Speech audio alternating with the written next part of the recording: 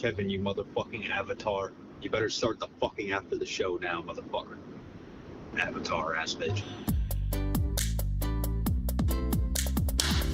Kevin's eyes look insane, but he's got new hair.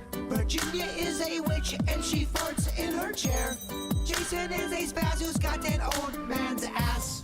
Welcome to the After the Show podcast. Alrighty, hello and welcome to your Friday. It is a KVJ After the Show podcast. Weekend is here. I'm very excited about that. Been quite a busy week. Bird has been out for a majority of it. Was here on Monday, but he was not doing well then, and he's been out since Tuesday, and still trying to figure out what's going on. At the end of the regular show, Denny's was talking about how apparently he's at the doctor's again, which seems like he's there almost every single day. Still trying to figure out what's going on. He needs to go until they tell him what's wrong. Yes. Do need to find out what that is. Now, is it really the cyclospora? Who knows?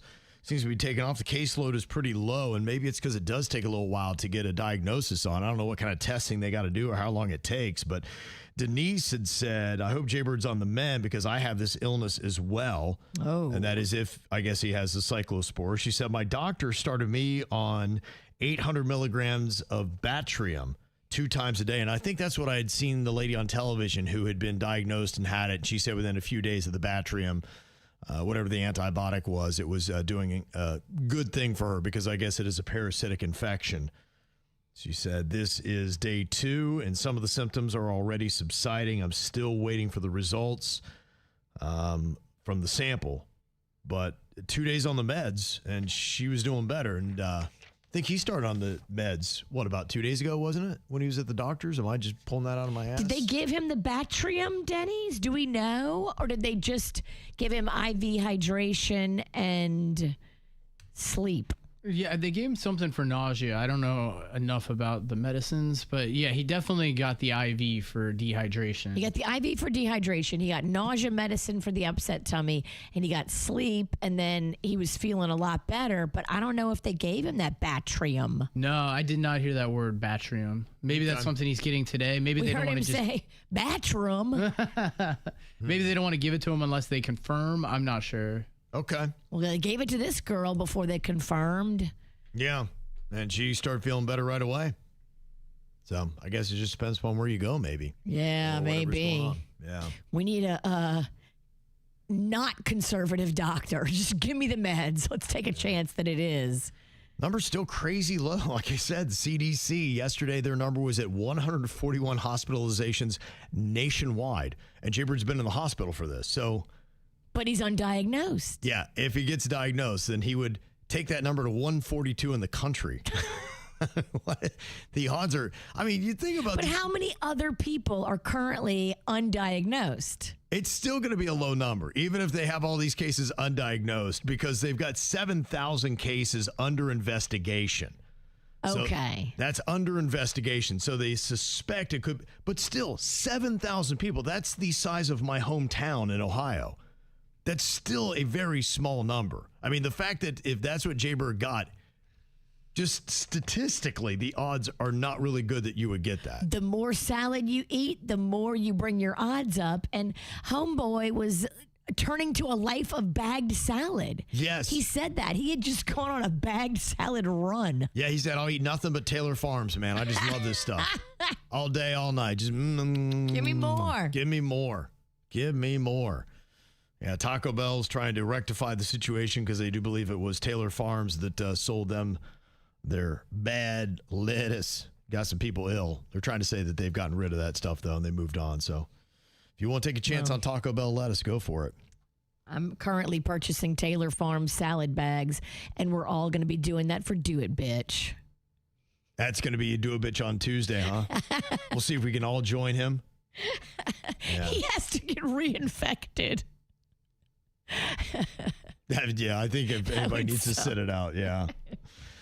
Somebody's saying he wasn't hospitalized, only went to the ER, so I don't know. True, that's true. Okay. He went to the ER. Okay, so maybe he wouldn't count to one of those cases. Yeah. All right, that's how it goes. Yeah. All right, appreciate everybody keeping us straight here. Yeah, semantics up in here. They are. And TJ hit me up with a little bit of semantics here. said, I got to strongly agree with the one comment you had said. You were talking about the guy that had busted into the Today Show and was throwing out racial slurs. He was looking for Al Roker first. And then he just kept moving on until he found somebody. I'm glad he didn't find Al, because Al's a little older and probably not able to handle himself as well as the guy that he did find that was younger and probably should have clocked him. She said, I have to strongly disagree that racism is a mental illness. And I had said mental illness. And after I said it, I was like, well, probably mental sickness is probably the word I should have used. But I do think that it is a brain rot and a sickness of the mind. She said, in most cases, racism is generational. It's taught and or is a choice. Mental illness is not. You're correct. So thank you for that correction, TJ. Also, a little column out here for Project Tango. I knew it was going to be coming. Our bud Ryan from unincorporated PBSO Special Tax Zone District 11 in Lake Worth Beach. It said, I need to call out the one commissioner who voted in favor of the AI data center. Yeah, who's that? It's Maria Marino, he said. She said Palm Beach County needed this data center.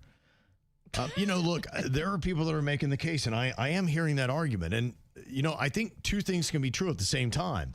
But not next to our schools and our homes.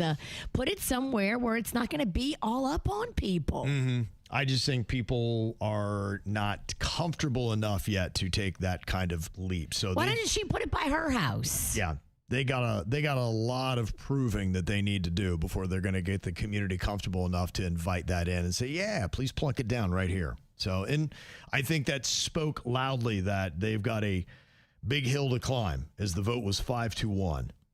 So they plan on going back to the drawing board, and I guess some smaller data centers, only 1,000 square feet, I think, for each one or two of them are going to be going in. But there is still stuff happening with Project Tango's not completely dead. So those are definite. Those are definitely going in. There's nothing you can do about the two smaller ones. And that's where you are. I think the size was a big part of it. Just how much water is going to take, how much noise is going to take. Because, look, there are small little data centers all over South Florida. So, you do have some of those, and that's more of what this would be. I think what it was with Project Tango was just the scope of how big it was and then the drain that it would make. Gotcha. Yeah, with noise and water and power and electric bills and all that kind of stuff. Now, we also were talking about a dude that was 36 and realized he didn't look like his sibling, so he did a DNA test and found out he'd been switched at birth. Crazy. Which it would be crazy, and it has happened, and it brought up some questions, because we were getting texts from other people going, I'm kind of starting to think now, I got 3 siblings and they all look the same and I look wildly different. And that was kind of the question. If you were in that kind of situation, would you go out and get a DNA test to find out if it's legit, or if everything was fine, peaceful, and always had been in your family, would you be like, you know what, sometimes it's better not to just rock the boat?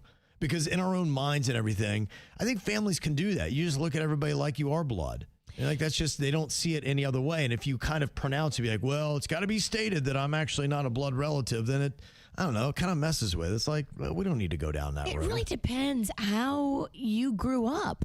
Did you like these people that raised you? Mm-hmm. Or did you think they were a little off? Yeah. And did they do right by you? Or were they jerky? Like, I think a lot of things have to come into factor. And if you had a beautiful upbringing and your parents treated you amazing and you loved your childhood, yeah, you probably don't want to go searching, because what you find may not be better.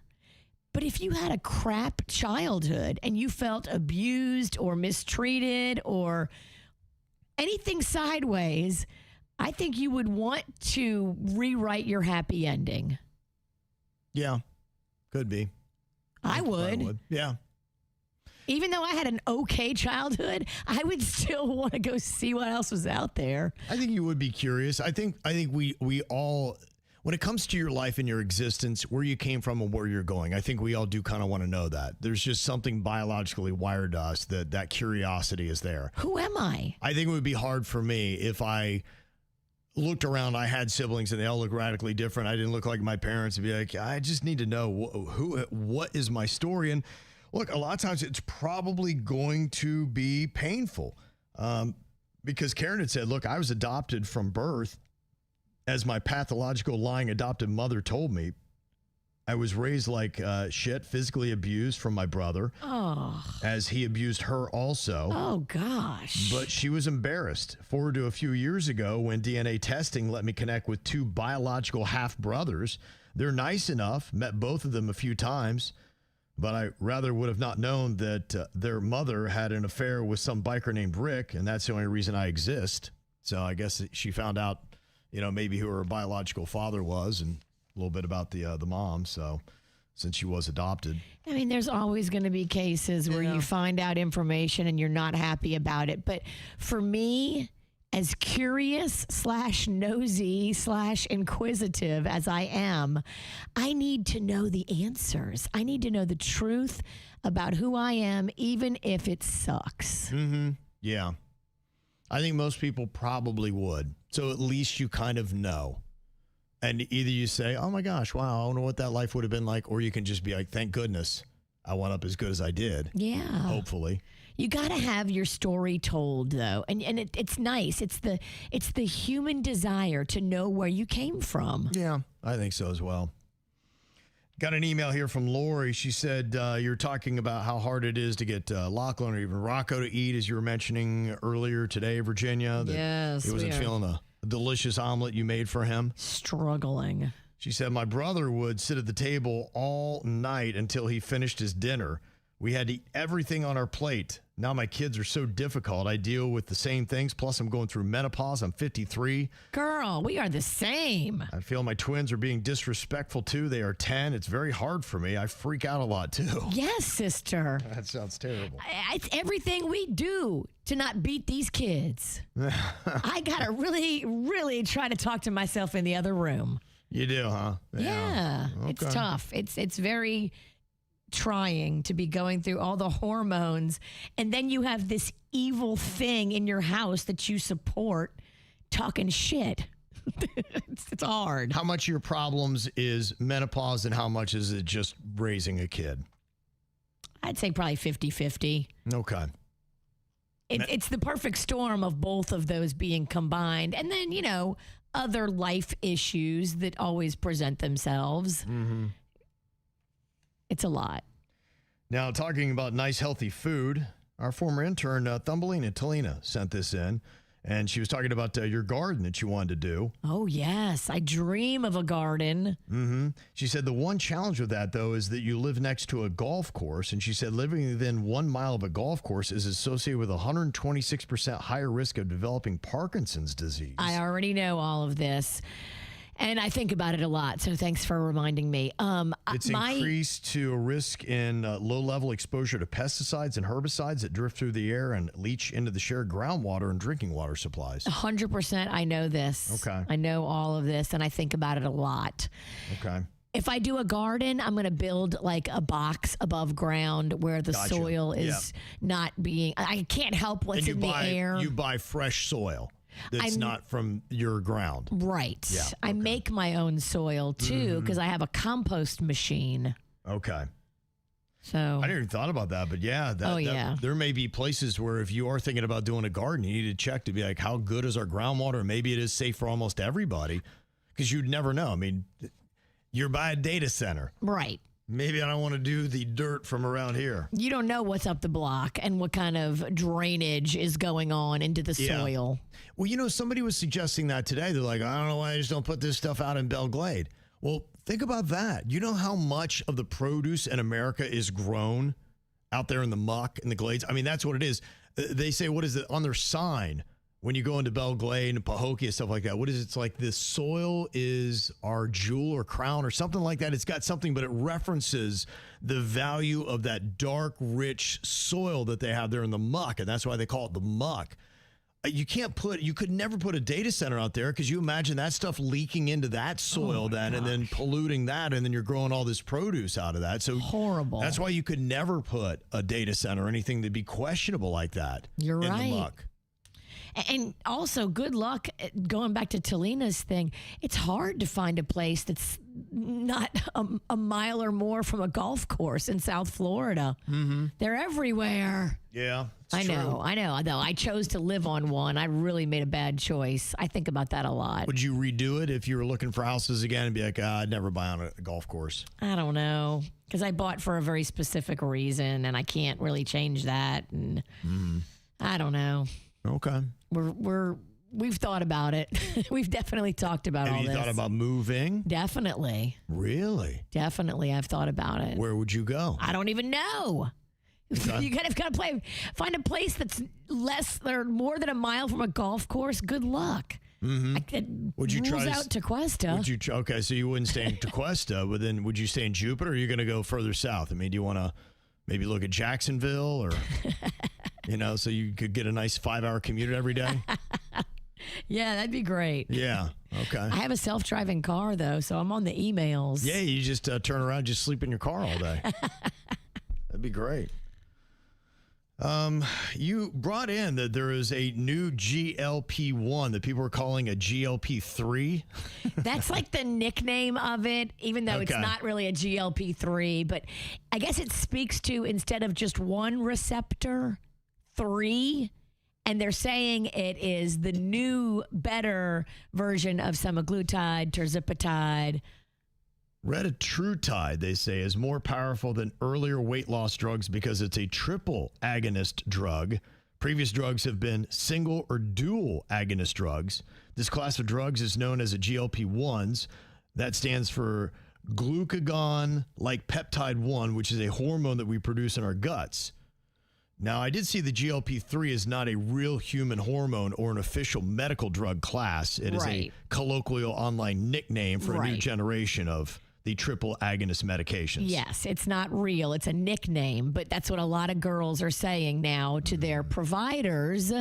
If you're in the weight loss game and you want to get the biggest and the best, how do you pronounce it again? Retatrutide? Retatrutide. That's just so you're up. That's the newest thing. Yeah, I didn't know this. They say the first generation, the GLP-1, that's your drugs like the semaglutide, Ozempic, Wegovy, and that targets one receptor to curb appetite and slow digestion. Then you have the dual agonist, the second generation, I guess the GLP-2. Yeah, GLP-2 would be the nickname for that one, and that's your tirzepatide. And your Mounjaro, Zepbound, those. I didn't even realize that was different, the Ozempic, Wegovy from your Mounjaro and Zepbound, and that's how they are different. So this would be the third generation. Yes. The retatrutide. Yes. Targets all 3 by adding glucagon to the mix. These drugs not only suppress appetite, but may also increase resting energy expenditure and fat oxidation. They just keep getting better. Okay. But again, it's a new drug. Right. We don't know what the long-term side effects are. So please use caution and do it with a medical provider. It says it's unregulated, potentially unsafe, and illegal to obtain outside of formal clinical trials. But bitches going to be getting their hands on it and getting it from the black market, from a friend of a friend. And that is the kind of behavior that we would just try to dissuade you from participating in. Don't do that. Go to a medical provider. Do the blood work. Maintain a regular schedule of blood work to make sure that you're not doing damage to yourself by losing this weight. Now, they've got all these weird side effects that are out there for some of these things. And one of the things they say for the GLP-1s, Ozempics, Wegovys, Mounjaro, Zepbound, so I guess the GLP-2s as well, is this unexpected feeling of emotional flatness or apathy. Yes. So it numbs your pleasure receptors. Pleasure receptors for food, drugs, alcohol, gambling. Those are all things that are documented a reduction in the cravings of. But when you think about it, I mean, a pleasure receptor is a pleasure receptor. It also mutes your joy and your happiness and your ability to go through every day like that bumbling little happy bitch that you always have been. Yeah. Now you find yourself maybe a little more sad or melancholy or struggling with anxiety that you didn't have before. says that some people are feeling less motivated or emotionally engaged. You kind of just are missing the spark. Yes. So keep an eye on that. As you're on these things, make sure that you're checking in with yourself and that you also bring it up to your doctor and ask them what their thoughts are. And maybe ask people in your life, like your partner, your coworkers, have you noticed a change in me? Am I just a dull, boring, unexcited bitch? Yeah. And if you are and you didn't used to be that, it could be the GLP-1s. They say it's affecting people's love of their hobbies, socializing, career ambitions, and relationships. We don't want that. Right. We don't want that. Yeah. You need to still find joy. Don't let it numb your joy. You can taper off of it. If you lose the weight, taper off of it and don't let it take your joy. Yeah, and they say that in Florida, the demand for weight loss drugs is 18% higher than the national average. Are you surprised? No, not at all. They say almost 1.5% of the population is seeking them out. So that's where the numbers are with that. Now, I know you're trying some different things here. You got one of them shake plates that you were talking about for your lymphatic drainage. Is that what that was for? It arrived yesterday. It's still in the box in my house. I haven't opened it yet, but I'm so excited. Okay. Yeah, it's supposed to be great for lymphatic drainage. My girlfriend that got one says she does all of her, lightweight training on it. So she stands on it. It shakes the bejesus out of her. Yeah. And all the while she's doing like her curls and her tricep stuff with the like 5-10 pound weights, tiny weights. Yeah. Okay. Well, I can't wait. You need to document your progress, Virginia. Let us know. And it makes for a funny video, too, because it shakes the shit out of you. And so if you have any kind of fat or loose skin, that stuff is a flapping. It's probably not flattering. It's probably not flattering at all. That'd be a fun challenge. Should you try like chugging a beer or something on it? That'd be fun. Yeah. Wonder how I'll bring it in here if you want to play with it. Yeah, we could. I'm sure we could do something with trying to have a drink or eat a bowl of soup. I love it. Something along those lines. And you also got those menopause mushrooms. I did. So when I was in New York City, I went down to Chinatown. Yeah. And I brought home these dried lion's mane mushrooms that are supposed to be great for menopause. Okay, Now, lion's mane. They're big and they're fat and they're hairy. They got. They look like a lion's mane. That's crazy. Don't they look like a lion's mane? It does look like it's got hair coming off of it. So supposedly these are good for like hot flashes specifically. So I've been eating them. How's the taste? Weird. Are they really? You want one? Yeah. I warmed them up for you. Just because they're weird, I got to know how weird. Curiosity. I typically like mushrooms a lot. Give me something real small. Is that small? Don't be a bitch. Okay. I don't want anything too big. That is weird texture, man. Right? That's funky. It looks like you're eating something that you found. You know how you find those odd things behind your couch? And it's like, what the hell is that? We don't know. Let's eat it. It's what it looks like. I just pulled something from behind your couch. It's been there for 18 years. It's hella hairy. It's really chewy. It's thick, right? Oh, my God. She's a thick bitch. But supposedly this helps with hot flashes. Oh, and it comes off like whatever that taste is, the aftertaste. It's weird, right? It's weird.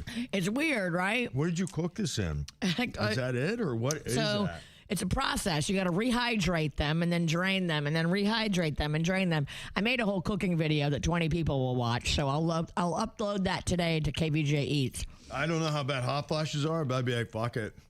Just give me a hot flash. You choose the flash. I would. That's not good. It gets better as you keep chewing. No, it doesn't. That's a freaking lie. That is not true.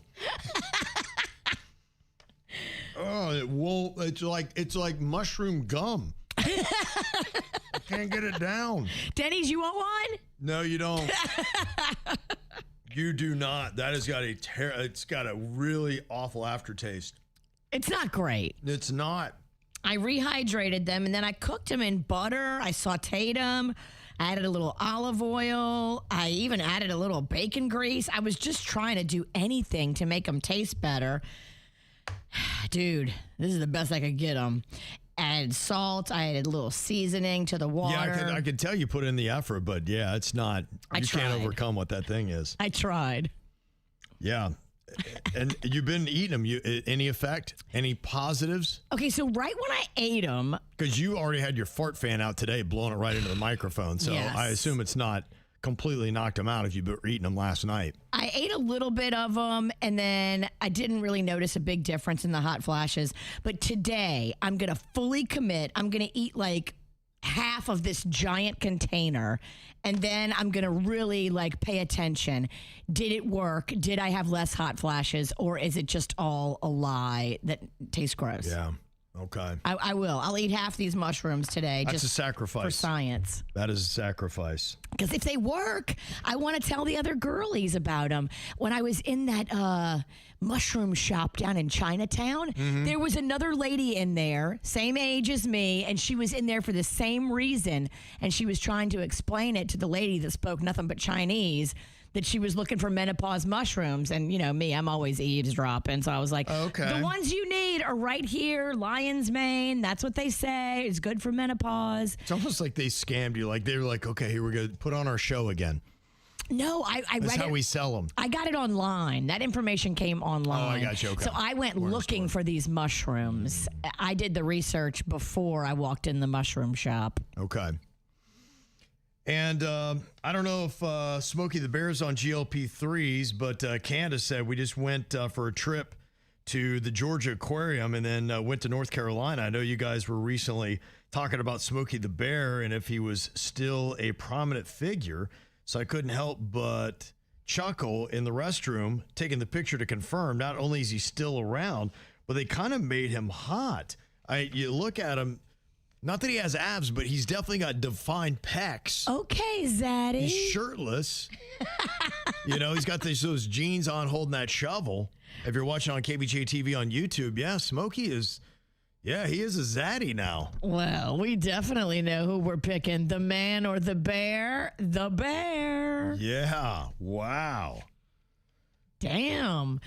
Was he shirtless before? I don't think he was shirtless before, but that's an upgrade, especially if you're putting that in the women's restroom. You know, that is a great question.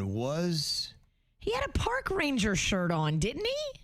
No, I don't know. I thought he was shirtless, but that sounds like one of those Mandela effect things where people remember things differently, you know, whether or not this happened or that happened, Berenstain Bears, all that kind of stuff. And did you know that Sam Elliott is the voice of Smokey the Bear, or at least was? I did not know that. Yeah, from 2008 to 2023. He's in Landman, at least the second season they did of it. Guy's fantastic. He's a freaking legend. Huh. I guess Great voice, too. he always was shirtless. I'm looking back at 1960 cartoons and posters of him, and he's been shirtless, but he wasn't cut. He was fat. He had a dad bod, and... Right. Yeah, he was not bringing the sexy. He was not bringing the heat. Now he is. Mm-hmm. He's leveled up, man. Guess everybody's got to be hot these He days. probably got on that testosterone. Yeah, GLP-1s, 2s, 3s, 4s. I don't know what it was. He's definitely done some things. Smokey's on that test. He looks a lot better than he ever has. Guess that's it. Everybody's got to be doing something. Well, if you're going the other direction, Sunday's National Ice Cream Day. And Wendy's is going to be celebrating with a $1 Frosty promotion. So you can go and get a $1 Frosty on Sunday. That's a good deal. Mm-hmm. And what do you think about the Pizza Hut? They're really trying to get back to the throwback vibe of what they were in the 80s and 90s. They knew that's when they peaked, and they said, boy, we got to recreate that. So they've got some classic favorites and 2 new additions. Items are starting at just $3, and they include a $10 medium stuffed crust pizza, $3 personal pan, $4 breadsticks, and $4 cinnamon sticks. I love it. Okay, you feeling those prices? Yeah, I mean, any kind of discount is good because that stuff normally goes for like $7-8. And then listen to the 2 new additions. Tell me if they're doing it right. Triple cheese mac at $6, a 3-cheese mac and cheese, and then s'more sticks, $5. Oh. That sounds like that's got potential. Yeah, it does. Where are you on s'mores? You know, I like them when I make them myself. I prefer to use a peanut butter chocolate. The Mr. Beast makes the best one. The Mr. Beast makes the best peanut butter cup. So I would put that on a graham cracker with a little marshmallow and roast it over the open fire. I like a peanut butter s'more. Of course, I'm difficult. No, I mean, I think that's the cool thing about it. It's like a grilled cheese or any of those things where it lends itself to, creativity. You can do different stuff. I think that a basic s'more is wonderful, but you got to be really careful that you have your ratio correct. Sure. Yeah. So that's important. No, it is important to make a good one. And people have them different. Do you see those animals that would catch their marshmallow on fire and loved it that way? Do you like that move? Or do you want it? Because to me, I wanted it golden brown. I tried to perfect it every time. I couldn't believe the people that would just torch them and then they would eat that charred part. I'm like, that's probably not even good for you. It's not. It's carcinogens, and you're just eating a carcinogen. That's not great. But even before I even knew that, I was like, no, it tasted terrible. It tasted like you're eating the campfire itself. Like, that's not a good flavor. I do like it a little crispy, but not black. See, I love s'mores, and I really can't believe that some people just don't buy into them like I do. Because I'm like, when you have gooey, hot chocolate and marshmallow together, especially if you have the sugar-topped graham crackers. Of course. That make it even better. And, yeah, I'm okay with you putting peanut butter on there. Why not? Make it even more gooey. I'm like, it's one of the best things ever. But I know a lot of people are kind of apathetic to it. Only 46% of people are saying they're in love with s'mores. 23% hate them. Wow. And 31% don't even have an opinion on them. I'm shocked. I kind of am too. I don't know why they don't get more love. To me, I feel like they're really underrated. Maybe you didn't grow up camping. If you grew up camping, you ate some s'mores. That's what I did. Yeah, I mean, maybe the people don't like it because we would do a lot of that stuff. They didn't get exposed to it. We were by a lake or something like that, and you always had bonfires. Were a part of every party we ever had. You couldn't have a party without a bonfire. So you love s'mores. Love them. I just don't get. Maybe you're right. You have bonfire privilege. That's it. Some people didn't get that. Yeah, it's true. I mean, them city folks, they didn't have a place they could just light up a fire. So, yeah, I think I'm ready for some s'mores. All right, you got a big weekend, Virginia? What's your biggest plans? It's not crazy this weekend. I've got a fancy lunch tomorrow with a fancy friend, and then... Where are you going on your fancy lunch? 1000 North in Jupiter. Oh, yeah, okay. Yes, I love it there. Michael Jordan's place? I'll be upstairs in the private room. I saw he was, where was he? He was somewhere overseas hanging out with Bruno Mars. Wow. Bruno Mars posted a photo of it yesterday. I can't remember where they were. It was like Spain or something. Talking about a cool duo. Right, yeah. Oh, my God. He's like, I'm hanging out with the goat.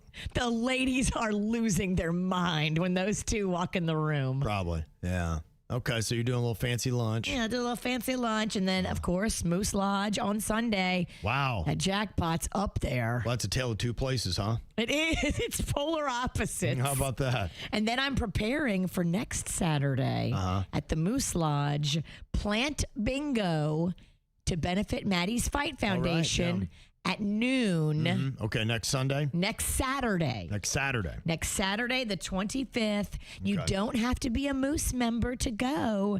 Anybody can roll up. So you can just walk right in. They're not going to hassle you? You have to just sign in because if you're not a member, you're coming into a private club. So you must sign in. And that's at noon on Saturday, July 25th. At the Jupiter Tequesta Moose Lodge. Plant Bingo. Cool. Very nice. Rocco is our official bingo caller. Okay. He's very excited. Yeah.